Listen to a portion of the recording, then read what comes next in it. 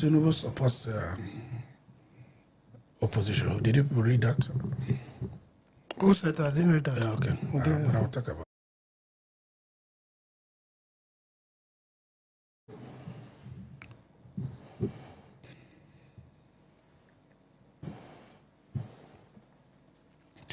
Thank you for joining us on Matters Arising. Hello, guys. Thank you for being here. Yeah. We have a lot of headlines to go through. Some of them are just developing, and some are already in details, already in the news. You know, defection from PDP to APC has been in the news, and everybody is accusing APC and essentially, as you of orchestrating one party states. But he has said no. He didn't believe in that. Just to bless our audience, there's a statement I want to read that came out from Asiwaju before we go into what we want to discuss. Every citizen, regardless of party affiliation, has a seat at the table of national discourse. Every citizen, regardless of party affiliation, has a seat at the table of national discourse.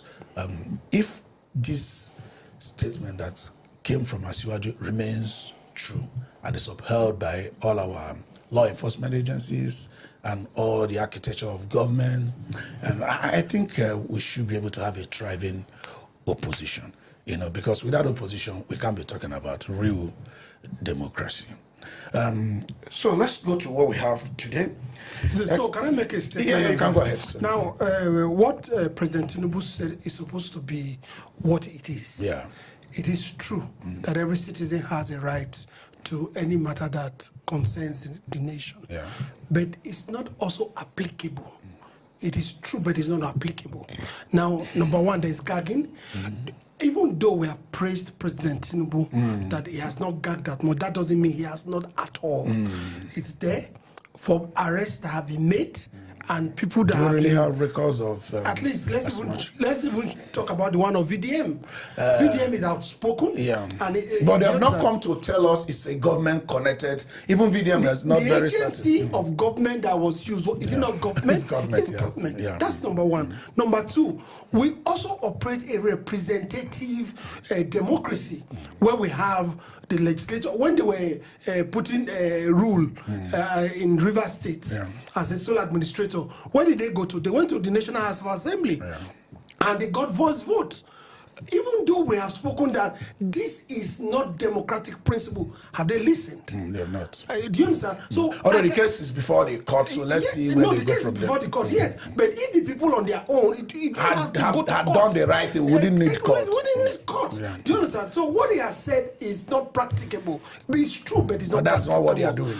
That's not what they are doing. If even the other day, you talked about the Nance president that we're really yet to know his position fully. Even till now. Till now, so we need to. Even till now, we don't know where he because is. The truth is, I've said that if there is anything Nigerians should enjoy under Asiwaju, it is ability to speak. Exactly. Freedom of speech, freedom of association. That's what democracy. Himself was on that track when he was at the opposition. Have you forgotten Radio Kudirat? Yeah. That was broadcasting from London. He was in opposition for a very long time. He was in opposition for a long time. And he fought for democracy very well. Okay, Peter, let's talk about what Atiku said about Boko Haram when it started in 2002.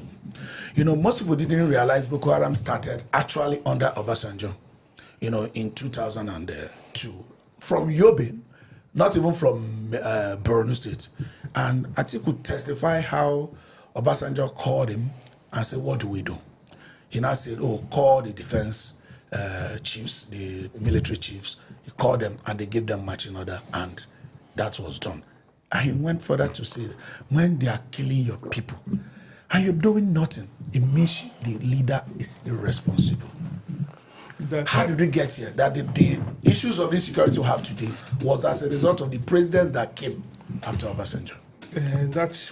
I agree with you when you say when you're killing your people and you do not as a president, that is a really high level of irresponsibility. But I quite don't agree with him totally when he said they eradicated Boko Haram when he started in 2002. See, cutting off a snake's head doesn't know if you solve the problem. Why are you supposed to cut tail? No, no, what I'm trying to say, they cut off the snake head, but they did not attend to what made the snake to come out. Okay. There was a root cause for that agitation. Yeah. Did they resolve it? No. They merely took out the kingpins. But they did not resolve the issues. Right. They are not really for subsequent government that came. They should have attended to it. They should have been proactive. They should have looked at what they are agitating for. Yeah. Look at how to end it. Look at how they get their supplies, both materials and otherwise. Look at who is behind this movement. People are behind this movement. We are there attending to it. We're there called to come and answer questions. Not to happen. We'll play politics with it. And again, he came to the head when Jonathan was in power. They used it as a campaign. A lot of opposition at least push it forward as a campaign against Jonathan. And why it wasn't Jonathan's fault that he started, but him too didn't attend to the major issue till now. We've not addressed it.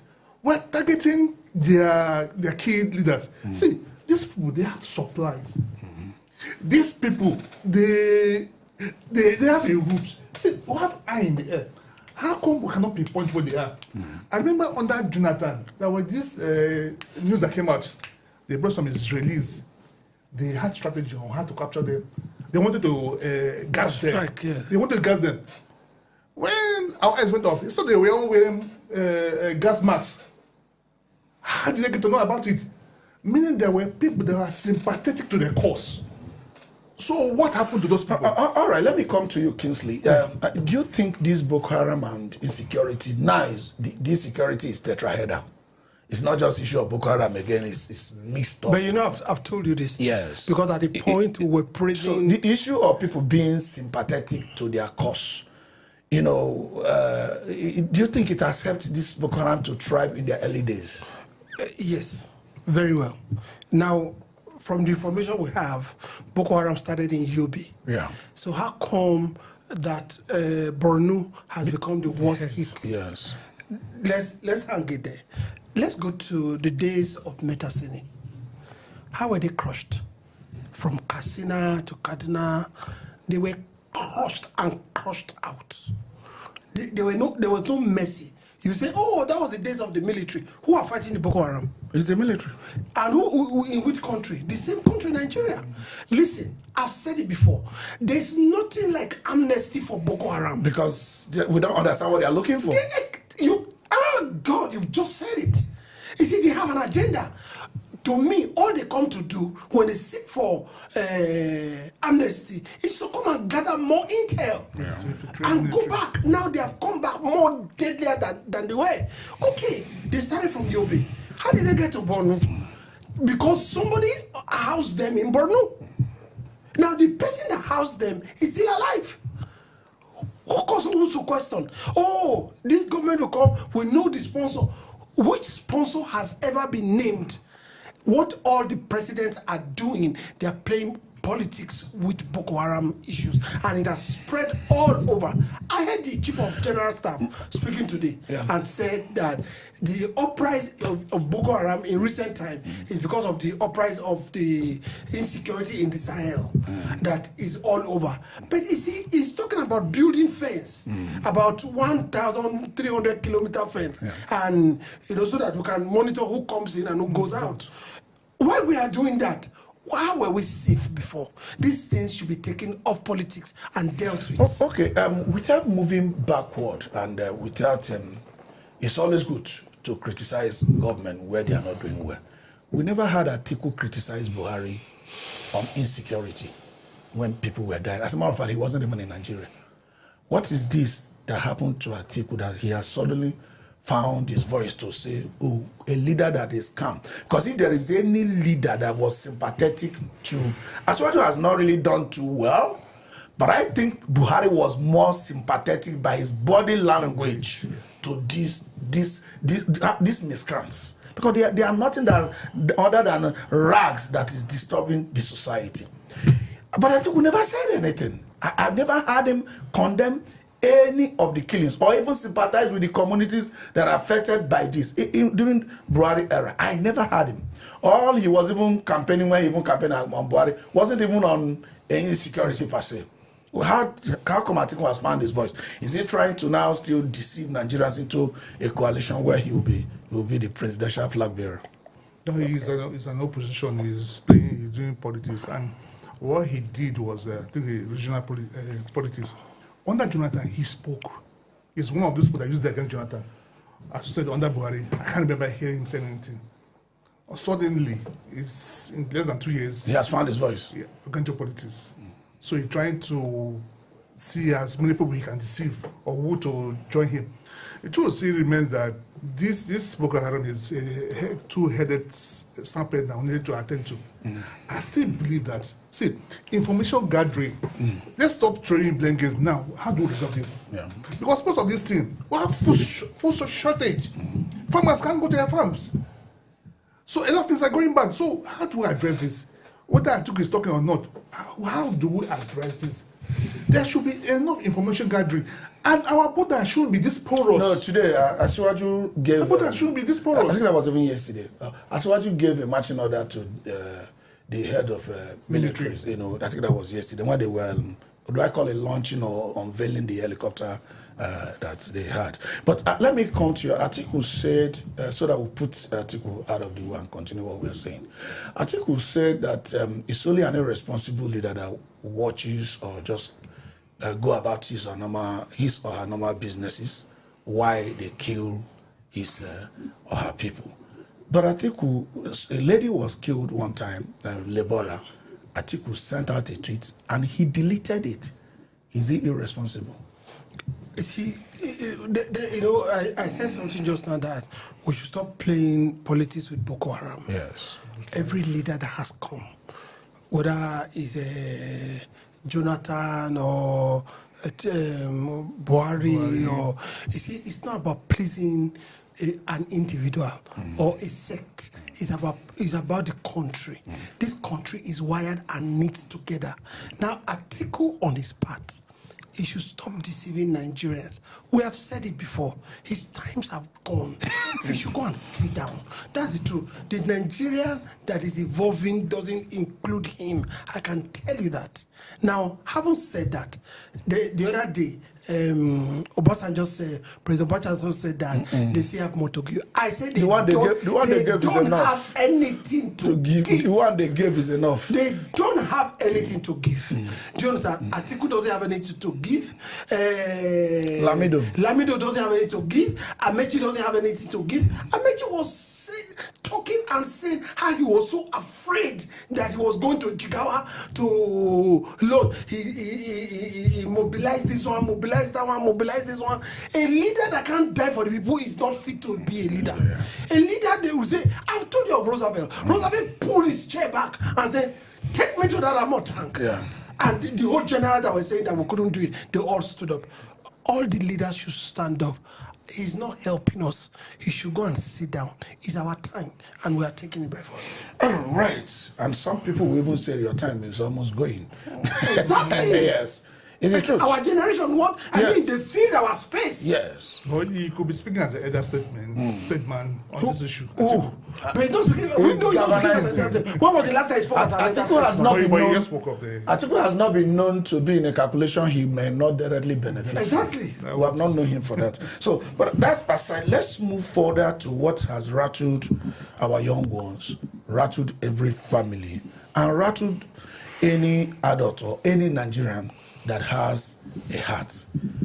The glitch, in quotes, that happened, that affected grossly southeast and some areas of Lagos, you know, on the Jamb exam. We have argued before, even Showore said they should scrap Jamb and all that. We have argued even the need of Jamb, when at the end of the day, these children are still going to take post-UTME, you know, in all the colleges or universities where they are going to attend.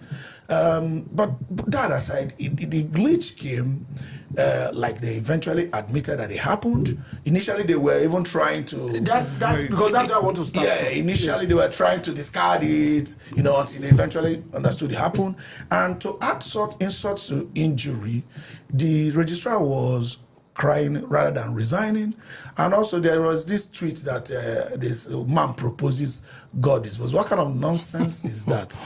What kind of evasion of responsibility is that? You want to trap us in the quagmire of your belief? You know, if I don't turn this microphone on, but God has given me knowledge to turn it on and turn it off. And I will not say, man proposes, God disposes, and nobody should be held accountable for people suffering. You know, before they admitted this, do you know the emotional trauma the family, the kids must have gone through? How? And now they are fixing these things almost immediately, not even minding how they are healing. What should the, no, there's more investigations coming on board, no doubt, but how will the federal government descend on the registrar? At least investigation coming on, it should have stepped aside already. You see, not only, first of all, it came out, the whole stuff, and the registrar said it's as a result of the high level of standards. Now, no investigation was done. The education minister was saying it was a high level standard, yes. And they put up a statement. Yes. Now, I think Aisha Yusuf took them on that. Exactly. Yeah. Now, the registrar also now later came out, accepted the error, and started crying. Crying for what? Who are you crying to? Who cry ahead for this matter? No, let me say it like we say it in Nigeria. And I like House of Reps are going to investigate them. He shouldn't be there. Exactly. In fact, not only him, the head of IT should go. Yes. I mean, there have been independent investigation. They should all go. And for the fact that Obi was saying that, thank God he came out. If he came out to say we are sorry, sorry doesn't do anything. Even while Obi said thank God he came out, he also took a swipe at effect that must have had on the families. So who pays for it? That's what somebody should be paying for. Exactly. So Peter, this idea of, because we usually talk about something very serious here, the use of the tool of reward and punishment. Yes. You should reward those doing well, you should punish those doing bad. And that somebody will suffer by an act of man and no man is punished. It shouldn't happen. Who should by now at least resign? We're not saying, oh, sack or jail or do all that. And there's one girl that was reportedly dead, reportedly committed suicide. We don't know whether her own mark was also affected by the glitch. Because they said it was because of the Jamb. And I also learned a lawyer has sued for 10 billion. More cases, more suits are going to be. And government agencies that control most of these things, yes, they should be because we don't take them to court. You know, let me just give you an opportunity to talk about this. No, in Nigeria, one best thing about us that we don't resign, as most as when we see us here, Baba made. But he did the unusual. We don't relinquish power. We, no matter how troubled the water is, we hang on. So this man shouldn't be there. He has shown he lacks capacity. Forget the public cry, the tears sharing. A life was lost. That's what we know. That's at least minimum a life was lost. And I think the trauma that people had gone through, psychologically, children. So 16, 17 years old. Who's going to pay I for learned that? somewhere that a biology teacher took the exam also and he failed. In fact, I watched a video of one particular girl. She said last year she scored 300 and something, and she didn't get admission. This year, I think she stated the reason why she didn't get admission. Okay. She took it this year and got 151. She said, how can? He said, look, let me tell you something. We all took jams during our time. Yeah. If you go through jam past question, there is no question they set in jam That's they really have not never happened said before. Yes. There is no new question. So if you take your time, I normally tell a lot of jam people that are taking jam, go through past jam question. I mean, word for word, almost all the questions. If you go through for the past 20 years, 30 years, you find that if you just about the same. It's just about the same. So that's one of the reasons I never felt jam. Okay, I was going to talk about that suit of 10 billion, more to be coming. There should be class action. Yes, I mean, that 10 billion more to be coming. Is not enough and at the end of the day, you will realize that our government officials, I don't know if there is a rule like that, I'm going to investigate it. Our government officials don't take it serious when they want to break the law, that you might sue them, something that appear like a civil suit. You understand? Because if let's just assume there is a remedy awarded against them, is their agency that is going to pay. I want to know if the individual that took that action has a way of paying that, either his or her pension touched or his or her income touched, so that because people take action, you sue agency. Agency still belongs to us. For example, if EFCC go and lock up somebody's account illegally, locking up somebody's account is tantamount to killing that person, because nobody can function without money. You illegally lock up somebody's account and there is a case, maybe a remedy awarded against you. The people don't care. Because at the end of the day, the remedy, they are not going to pay for it. It's the agency. And if the agency pays, it's still Nigeria's money. That's money. Do we have, I want to investigate if there is a way of passing this responsibility to the actual person. If it is a company, we'll call it lifting the veil of incorporation and going to the directors or people that actually benefited from the proceed. For government agency, do we have something that is close to lifting the veil? I think I'm going to investigate it personally. No, but how do we get government officials to be acting more responsibly? Because now, if the lawsuit gets against government is not paid, but he or she is the representative of the government. That's right. He stands in government state. So, for me, the best should be relieved of his duty. That is the least we can do. Then we should prosecute him. They should come and answer why this glitch. You should come and account for money given to him to avoid these things. Money was voted in to avoid all these things. Money was given to get the best hands, the best equipment. So he should account for it. He shouldn't just end by asking him to step back. He should resign or be sacked. Then there should be a civil suit. He should go and defend himself. For me, he has squandered our money. He should go and tell us what happened to money. Government and Nigerian government gave to him to make these things work. Okay, now the issues of quality assurance is very, very serious in IT. I've had training on that. It's very, very serious. Just about anything you are doing is have a back. There's a log keeping record of all you are doing. That this thing happened to a particular zone or whatever. Is there more to, because people all over the internet trying to claim that there was a target or something? Can we think there's anything like any zone being targeted? It's not just only one zone it happened to. Predominantly. Thank you. It happened everywhere, but predominantly in the eastern zone that happened to. You see, because most of the time people don't pay for their actions or inactions. That's the truth. Until people begin to pay, until the person is stripped of his 35 years of service, until the person, until something happens, and you ask the question, why are we always afraid of court? Because the judiciary too has failed us. Most of the time, these cases stay in court and stay almost in court forever. And the people are disgruntled. Most of the time, if you are not dogged, you have money. Look, it costs money to pay lawyers. I'm the one that is grieving. Yes. I'm the one that is paying lawyers. I'm the one that is doing filings. And the government representative that actually committed the action are still receiving their pay. Let's take example of blocking your account illegally. You're struggling to get money to pay lawyers. You're struggling to get, to get the court to lift the blockade. And at the end of the day, the people that had taken that action want you to come and meet them behind schedule and say, come and do this. How are we going to strengthen our judiciary? Because our Chief Justice has just said that very soon the judiciary will know now. We will not find that type again. I think where they should start from is from the Supreme Court. Supreme Court interpreting actions that are not right. That's the first of all. The judges in Supreme Court that are judging, for example now, how many of us know the judges that determine the case of Rivers? Between Rivers State government and the legislator. Their name should be put there. They should be out and know that this judge. No, eventually it's not hidden though. It's not hidden, but it's not hidden because it's not hidden because you are a man of knowledge. You are a man of, do you understand? You dig. How many Nigerians dig? But these are things that we should put our fingers on all the time. Then we should also look at corrupt judges. The NJC is there. They should look at the action. Petitions are written. They should look at the petitions, not just throw the petitions that say this one doesn't lack merit. No. What it's saying, is it true? A panel should be set forth and let the judge appear before the panel while he's on administrative. He was just talking about having judiciary to stand up to their duty. I don't want to go to judiciary. I want to start this glitch. Nigerians, we are very funny people. We react when it affects us.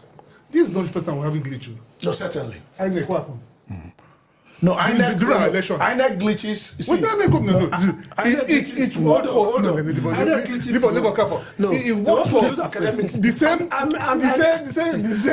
the day of election, you are telling us that there is a glitch in uploading the results. For election, presidency, and nobody was held accountable. You know, but we that this no, in INEC, this one I affect source. No, me, I want to hear Okafor. INEC lawyer today. No, but INEC glitch didn't prevent them from doing their work. No. INEC glitches prevented them. Hold on now.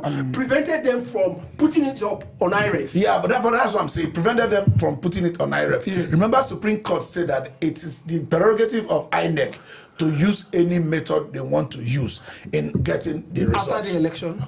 It's Supreme Court. That's why we still have Asiwaju as president. No, this judgment was after election. No, yes. So all the money that was used for IREF, who accounts for it? No, nobody's praising. Nobody said what they did is right. What they did is wrong. I'm the one of those who said. I mean, you've had me.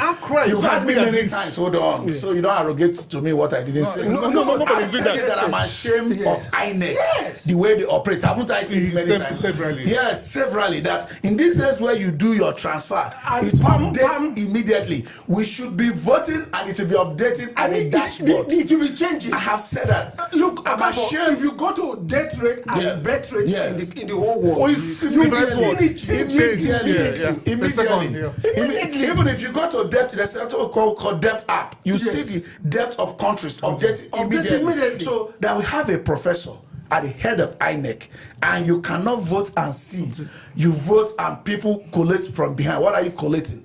In 2025, certainly Nigerians should not accept that kind of nonsense in 2027. And I expected them to have started protesting by now that immediate update of our result should be legal. From every the prerogative of INEC should be withdrawn. Yeah, exactly. So to do that. But for to do that, to say, oh, we use this and that. Actually, INEC deceived the public because there was circular press releases from time to time that they would transmit the result electronically. It's clear. But you see, the Supreme Court is the last. We have not got into Supreme Court. We are not going to Supreme Court. Okay, let's put that aside. So coming back to these kids and Jamb, beyond taking accountability, let's go a little back to what Showore did.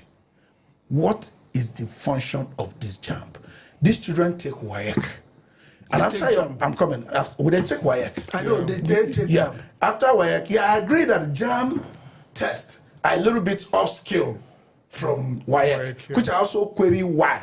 Because after the WAEC, they don't engage in another study. Okay. They don't engage in another study before sitting for Jamb. But we don't have any curriculum that after your WAEC that you are going to now attend another school before you take Jamb. But I said, but post-UTME makes a lot of sense because every college, every university is specialized in some form, both in their philosophy and their academic mission. So the school should test a candidate and see whether this product can succeed here. You have post-UTME, you have Jamb, you have WAEC is normal. It's that combines our secondary education. What is the function of Jamb? Why not just delete Jamb like the way Showore said and let post-UTME remain? Each college is testing students and by their own metrics. The truth is that John has outlived his usefulness. But when it was established, I understand why. There should be a standard way of admitting students in Nigeria. Then we barely have few private universities. There should be a certain score you have to enter school to standardize across board. But then if you have large schools, it would have been a problem. But we've moved. Time has changed. There's a shift. Now, after passing the... So that standard of admitting students, if I might get you clearly now, should be that we have 3 students who have 5 credits that are required for them in WAEC. And maybe each college, the college can take only 1. Then you now have to do this test so that you can pick among these qualified persons. Because WAEC already itself is already a standard. Yes. Do you understand? Yes. So that one should be administered by the school. Not Jamb. To know the number of people. To know the number of people they want by their own standard.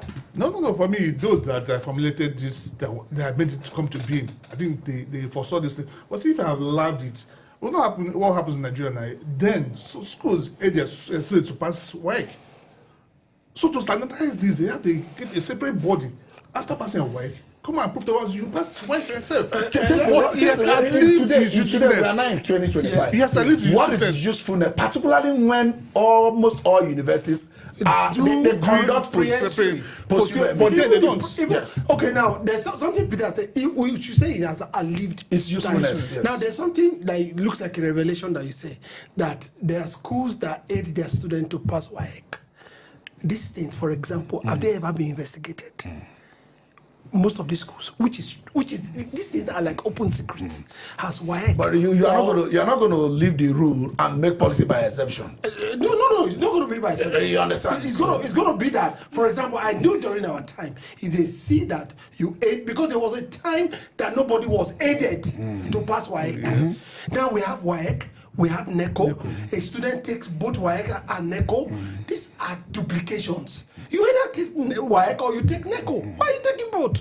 Because you say, oh, you pass the two of them at once. If you don't have credit and you have credit, you don't combine all of them. You see, exam was not meant to make the student fail. Exam was just to test their knowledge. To test knowledge. So do you think this Jamb, because we should look beyond immediate. Jamb has outlived this thing. If a school has a quota of 10,000, and don't also forget, every school is quotarized in a way. Do you understand? There are schools that states that are affiliated to a particular school.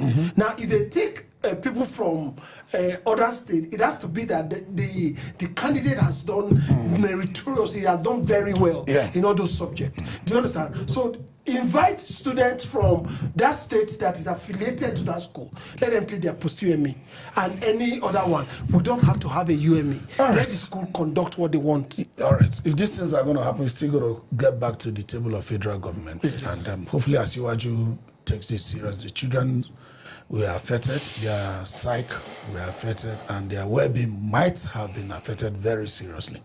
Hopefully, they find justice in some form. Okay, then let's go to a little politics on Umahi praising Asiwaju beyond psychophancy, beyond anything. He said Tinubu is a dreamer, a visionary leader.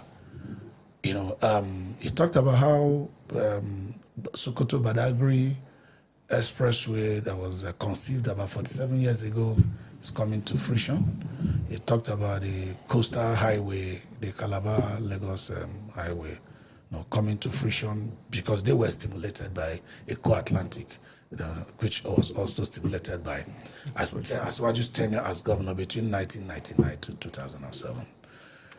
All the praises you can find were in that.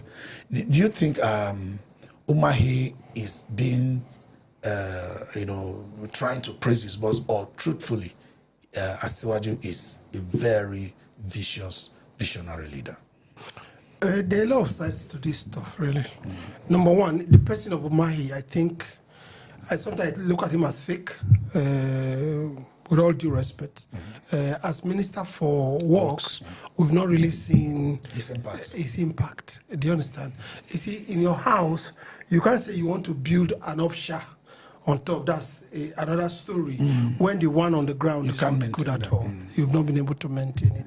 You can't build a superstructure on another structure. I know you're an engineer. I know you know what I'm talking about. We have very bad roads in this country. We have a road from Lagos through Ibadan, through Ife, through Oyo to Ilorin, then Mokwa. Through Niger State, one goes to Kaduna, one goes to Sokoto on that other side. These roads are in a deplorable state.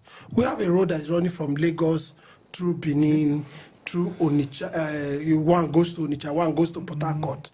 These roads are in a deplorable state. We have a road that is running from that same Lagos through Okene, coming to Kaduna.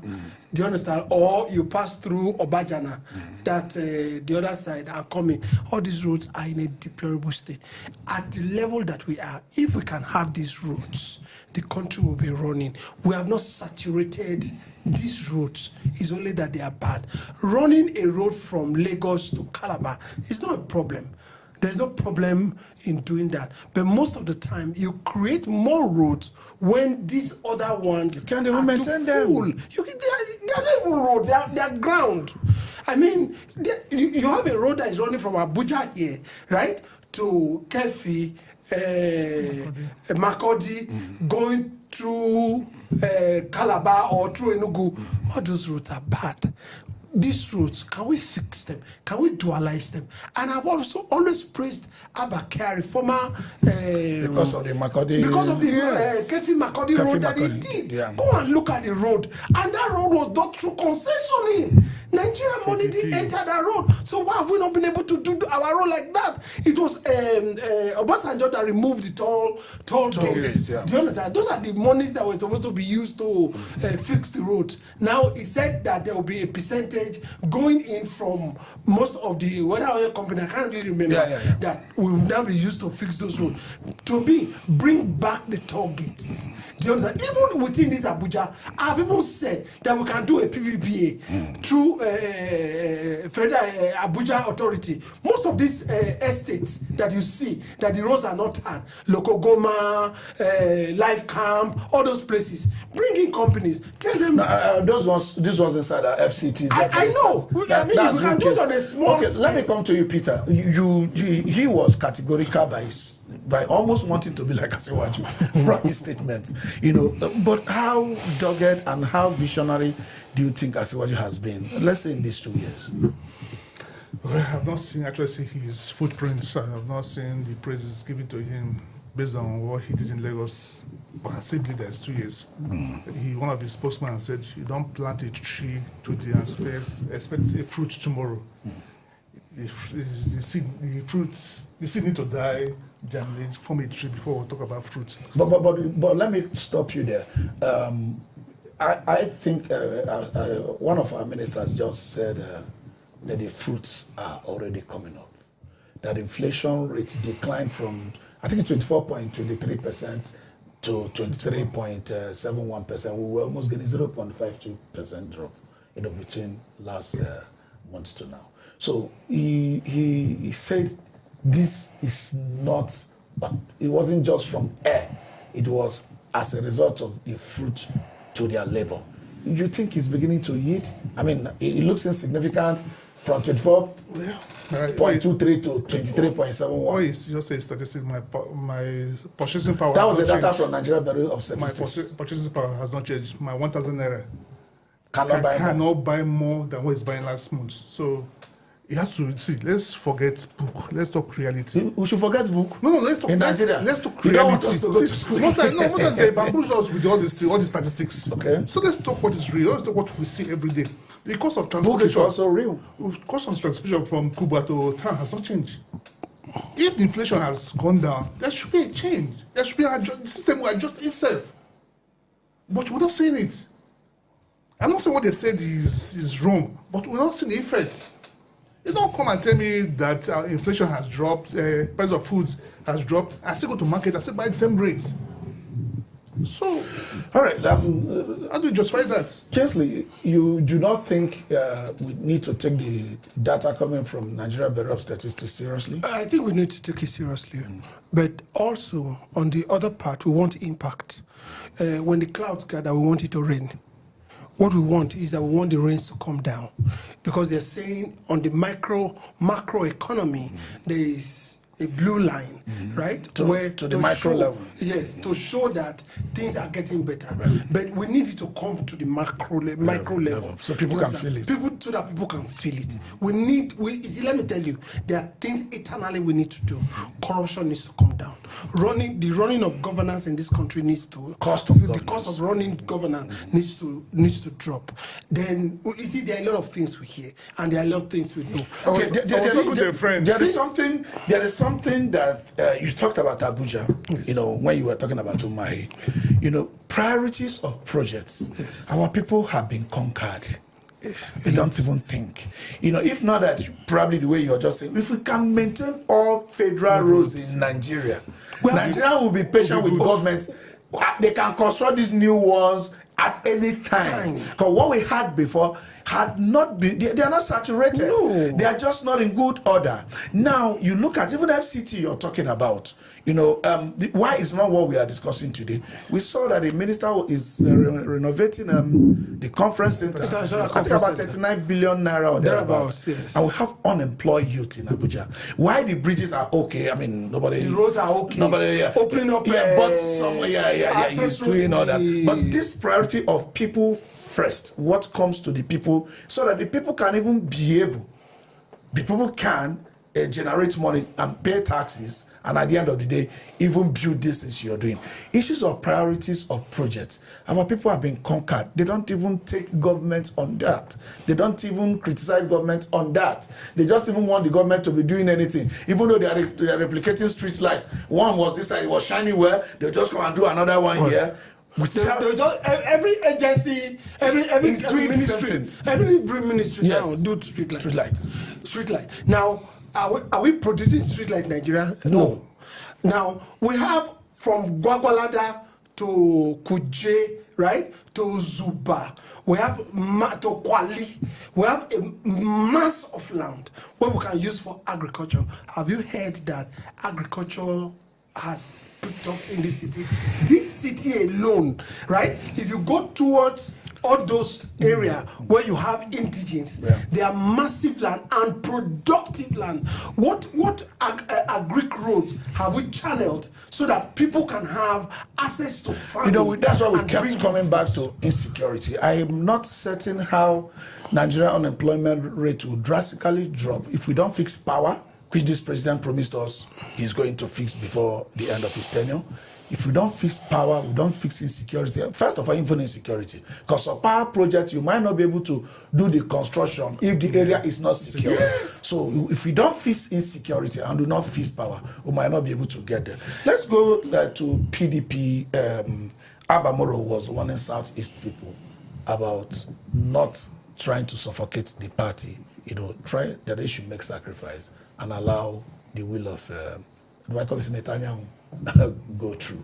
What do you see on that case? Because that's on their national secretary of PDP. That appears to be the main source of fraction. No one. They're just hinging it on. Yeah, they're hinging it on that. That's why I say no one. Yeah. I don't actually think they're hinging on it. It's about equity. I feel like it's their turn. They should determine who represents the zone. I know who is there. No. I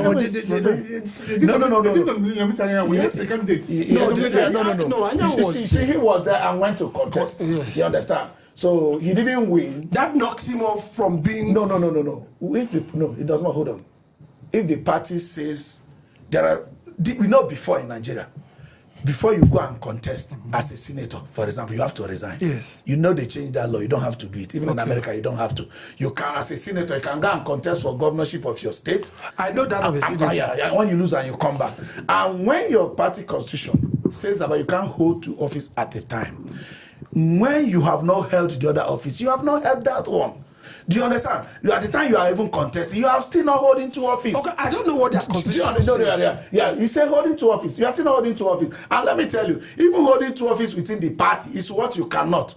Do you understand? So you have to follow the constitution. A man who has not won another position has not held two office. Your Okpebholo has already won before the other one became vacant. Somebody who is holding one office wouldn't have held another office he didn't win. Do you understand? If the constitution says when going to contest for another one, you resign first, it's a different case. That's why they're having issues. Do you know what their constitution says? Yes. Yes. Okay. I don't know what their constitution says. No, yes. That's the truth. It's not holding two office. Okay. You can't hold two office. Yes. But that's not where the main issue was coming. Now that Supreme Court has asked them, like almost in labor case, go back to your constitution. I think what Abamoro wants them to do is to come together rather than, we must stay in our position. That's why I wanted Peter to come from that angle. Anyanwu is also a Southeasterner. A question I want to ask, is that National Secretary an elective office in PDP? Yes. No, elective. It's by election. You know how party issue works? If before convention, for any reason that the place became vacant, the NEC can always fill those, even National Working Committee. Oh yes, Yeah. if it's vacant. If it's vacant, yeah. And what happened? Was it vacant before they nominated? He didn't resign. But did they nominate somebody else? Yeah, he didn't resign. They have a candidate. What we with need? the block from PDA from Southeast have chosen.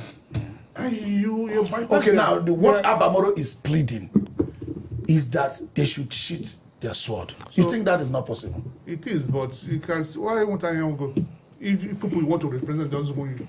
You're representing Saudi, you are coming from your block. Yeah. They say you have a better candidate. It's not you want. Okay. So what is your take on that? But you know that we all know, you and I know, that that's not the problem of PDP. But that's what we are discussing. Yes, they just hinged on that. Even if they solve this one, they can shoot their sword. And even beyond that, even the Easterners in PDP, most of them have shipped camps. Do you understand? And to Shift me, comes to where? Abia is ruled by Labour. Ebonyi is ruled by APC. Imo is ruled by APC. Anambra is Abga. Anambra is Abga. It's only Enugu that has, because that used to be the base of PDP, right? I mean, the PDP was 100% there. Now they've lost it, and we're even hearing that of Enugu and the Southeasterners are threatening to move to APC. The entire That's PDP Southeastern. Is it their governors or the people? The people. No. Of course, it's not going to be everybody. Okay, but the one you get is not the people. It's their leaders. That are first beneficiaries. They are the one that are moving anyhow. Okay, how this threat you are saying, Abamoro said this threat won't save the issue. What should they do at this time? Well, what he said is actually true. There should be concessions, there should be trading, there should be sacrifices. I think, I haven't taken that earlier time, I think people from Southeast Caucasus, if they really want PDP to survive, they should have to open door and listen to Abamoro, see how they can revive PDP. Okay, we've overflogged the labor problems before, but a group came up from Abia the other day and they were accusing Abure of working for APC. I mean, could they just be floating accusation that is unfounded, or these things just make you know that the people that are involved, none of them want to shoot their sword. We've said it here before. OT as a governor can help in resolving this issue. Obi as the Labour Party flag bearer of the last election can resolve this issue. Abure himself can also resolve the issue. One of the reasons they said that Abure is working for APC was that, you know, I said it the other day, that he was calling on the president to come and save them. Do you understand? Is president the court? Is president the law? Do you understand? You know, so these are the grounds to which they are saying it. But I think they are all parties that are already been defeated. In fact, the hand, I've said it, the hand and leg of PDP are of APC, they are upon PDP and Labour. I don't think they will. They are matching them on their neck. Not even here. It's here. They won't survive. No, I'm serious. They won't survive. They have gotten them where they shouldn't have gotten them. Peter, do you think Labour will survive from this? Yeah, I used to think accusation, counter accusation. I used to think they won't survive, but he said time is a revealer of all things. So with time we'll know. Because they can still make peace tomorrow. All right, same on Labour Party. I think that is Justice Bola, the chairman of the LASEC, says that in Lagos, Labour has 3 factions. Labour has 3 factions in Lagos, and as a result, it's creating problems in their local elections. Is that a way of, amplifying what is happening because people are seeing 2 factions, or essentially there is 3 factions? From what they said, they have 3 factions now. And people that have factions in that manner, most of the time, INEC don't take them seriously. Or the local organizing committee for the local government election. Don't think because if whose nominee are you going to check? Exactly. If one nominee is taken, the other nominee will go to court, and I don't think they will take them very seriously. I think she's being smart so that tomorrow she won't be accused that she excluded labor from the process. Okay. Now you have three factions. Who are we going to recognize? Well, she said something like, I always said that sometimes, I don't know, you don't buy into it. I always believe like INEC can help them resolve it. She said she's working on INEC to make a decision, and I don't say INEC making a decision between them. I think the election should be next month or thereabout.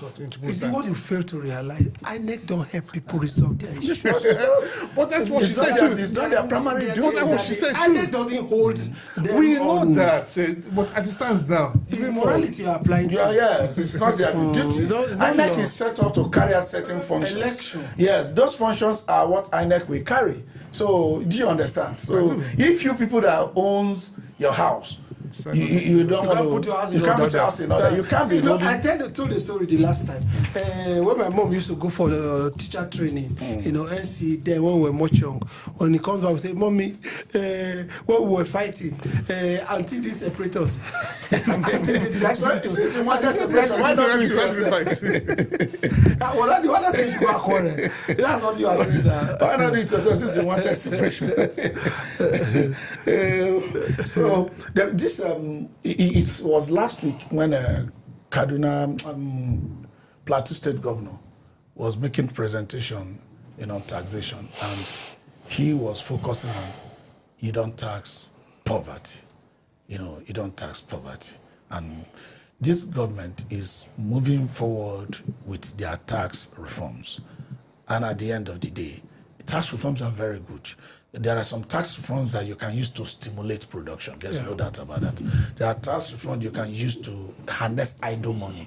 For example, vacant house taxing, you can use it to crash prices of housing. For example, if your house is fully finished in Abuja and it's empty, you don't stay there, you pay taxes on them. It will force you to rent it out at any rate, and there'll be housing supplies available. There's no doubt that you can use taxing to even close inequalities. So you can use tax to do that. But at the end, as it is now, Nigerians appear not to be earning so much. We are really high unemployment. Nigerians are very highly unemployed. Let me put it that way. A few people that are employed are just doing a makeshift job. You don't think why the tax reforms are very good, that at the end of the day, they might be coming to tax poverty. It's like somebody inside the bucket, you are trying to raise the bucket up. You are going nowhere because you are inside and you can't lift yourself up that way. How do you say? You see, Nigeria is not the only country where you have shanties. For example, we have shanties all over the world. Whether it's even America or in the UK, we have areas that are not developed. I mean, within, for example, within... Let's go to everywhere. Get to different from Now, let me take the story of South Africa. Roads are tied into ghettos in South Africa. They don't pay electricity bill. They don't pay water rates. If you stay in the ghetto, it's a form of tax reform and tax rebate for those people because they don't earn much. But the people that drives Okada in this country, all of them must buy ticket on a daily basis.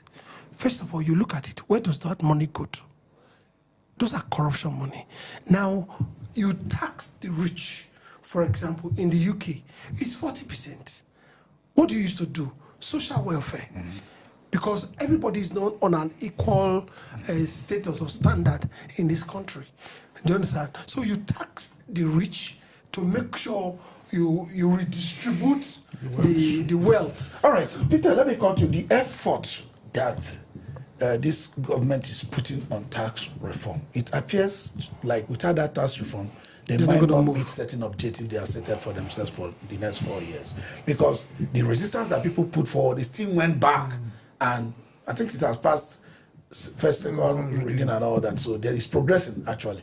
So if this effort they are putting on tax reform, if they have put that on infrastructure, although the president has declared a state of emergency on agriculture the other day, but if they put that effort on something like power, like he said, our roads network, putting them in good order. Don't you think we should have had some good milestone sense? Of course. The truth is that you can never tax yourself, a nation can never tax itself away from the problem. You cannot tax yourself out from an economic situation. If the economy is not productive, if it's not a producing economy, what are you taxing? Is it people who pay minimum wage that cannot even afford their transportation? So let's fix the infrastructure. Let people be engaged. They'll be glad to pay tax. So they're trying to see, they have a target, a target of what amount they want to achieve every year for mainland revenue. I understand that every country, every responsible government should have a target.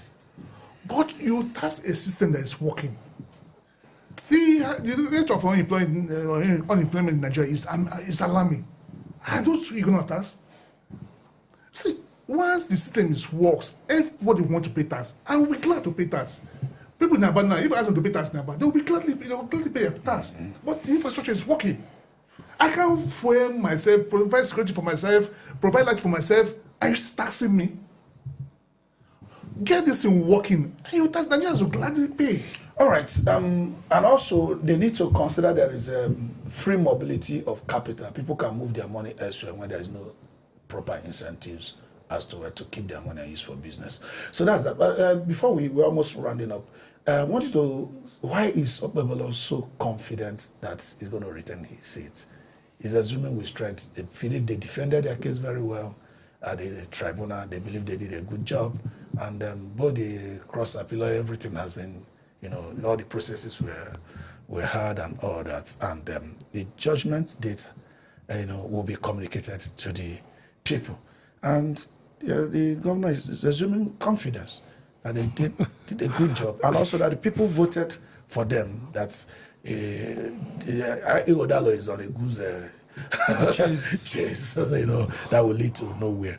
You think, without preempting the court certainly, you think the governor's confidence will be... Well, on the lighter side, yeah.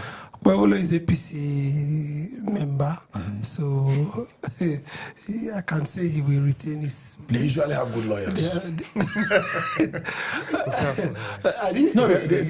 Yes, it's true. They have good lawyers. They have good lawyers, and that's the ruling party. Then secondly, just on a lighter note, he's a friend to the FCT minister. Who also have a team of good lawyers. Yes. Oh my God. Okay, well, having said that, maybe he's relying on the fact that maybe Edo State doesn't want to change a governor at the moment because they have a working governor. Okay. That's number one. Yeah. Then number two, the evidence that were presented in the tribunal are still the same set of evidence. Of course, you don't present fresh evidence. So what would probably have gone wrong? See whether the trial was rightly done or wrongly done. Yes. As it were. So, but the governor lost a case in some form, on the local government people that were impeached, because he first of all attempted suspending all of them, and the people raised alarm. And the one of Isako West, a person of Maxwell, right? Zabiri Maxwell. Zabiri Maxwell. Court reinstated them.